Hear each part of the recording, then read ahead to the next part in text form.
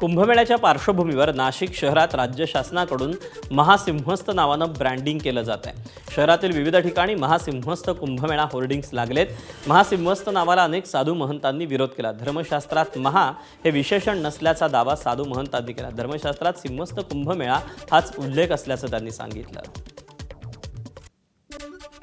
नाशिकमध्ये सिंहस्थ कुंभमेळ्याच्या पार्श्वभूमीवर नाशिक त्र्यंबकेश्वर मार्गावर आपण जर पाहिलं तर राज्य शासनाकडून आणि कुंभमेळा प्राधिकरणाकडून महासिंहस्थ नावाचं ब्रँडिंग हे होल्डिंगच्या माध्यमातून केलं जाते। एकूण जर पाहिलं तर साधू महंतांकडनं महासिंहस्थ या नावाला विरोध करण्यात आलेला आहे आणि धर्मशास्त्रामध्ये महा हे विशेषण कुठेही नसल्याचा साधू महंतांचा दावा आहे। तर दुसऱ्या बाजूला धर्मशास्त्रात सिंहस्थ कुंभमेळा हाच उल्लेख असल्याचा दावा देखील साधू महंतांनी केलाय। मात्र असं असलं तरी देखील आता प्रशासनाकडून आणि कुंभ प्राधिकरणाकडून नाशिक शहरामध्ये लावलेलं हे होल्डिंगवर आता महासिंहस्थ असं नाव या ठिकाणी हा उल्लेख आपल्याला पाहायला मिळतोय। या होल्डिंगवर जर आपण पाहिलं तर 16 महासिंहस्थाचा संगम भक्ती परंपरांचा देशभरातील भक्ती परंपरा आणि कीर्तन प्रकारांचा महासोहळा लवकरच आपल्या नाशिकमध्ये महासिंहस्थ कुंभ भक्ती संगम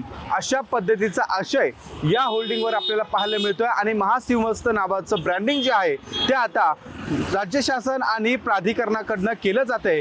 त्यामुळे एकूणच साधू महंतांनी महासिंहस्थ नावाला केलेला विरोध आणि राज्य शासनाकडून महासिंहस्थ नावाचं होणारं हे ब्रँडिंग यामुळे आता पुन्हा एकदा साधू महंत राज्य सरकार आणि प्राधिकरण यांच्यामध्ये एक नवा वाद त्या ठिकाणी पुन्हा एकदा समोर येताना आपल्याला पाहायला मिळणार आहे। कॅमेरामन मंगेश सोनवणेसह शुभम बोडके, एबीपी माझा, नाशिक। नागपूर आणि अहिल्यानगरमधील 2270 कोटी रुपयांच्या 18 रस्ते विकास प्रकल्पांची विशेष समितीद्वारे चौकशी केली जाणार आहे। निवेदनातील अनियमितता आणि कामाचा दर्जा तपासण्यासाठी ही समिती स्थापन करण्यात आल्याची माहिती मंत्री गिरीश महाजन यांनी दिली। नागपूर विभागाचे मुख्य अभियंता या चौकशी समितीचे अध्यक्ष असतील आणि त्यांना 15 दिवसात अहवाल सादर करण्याचे आदेश देण्यात आलेत। विधिमंडळात ठाकरेंच्या शिवसेनेचे आमदार अनिल परब यांनी विचारलेल्या प्रश्नांनंतर सरकारने हे मोठं पाऊल उचललं आहे। कामाच्या दर्जाच्या बाबतीमध्ये कुठे तडजोड नाही। तुम्ही कोणाला विचारा, त्याच्यामध्ये IIT मुंबईची टीम आहे, टाटाची टीम आहे, 3 लोक त्या ठिकाणी तपासतायत।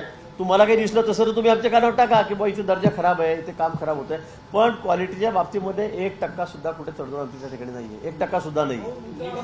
थर्ड पार्टी इन्स्पेक्शन करून त्या ठिकाणी काम चाललेलं आहे। तुम्ही दर्जाच्या बाबतीमध्ये तुम्हाला जरी वाटलं स्वतः तरी तुम्ही आम्हाला सांगा की असं दिसतं। एबीपी माझा, उघडा डोळे बघा नीट।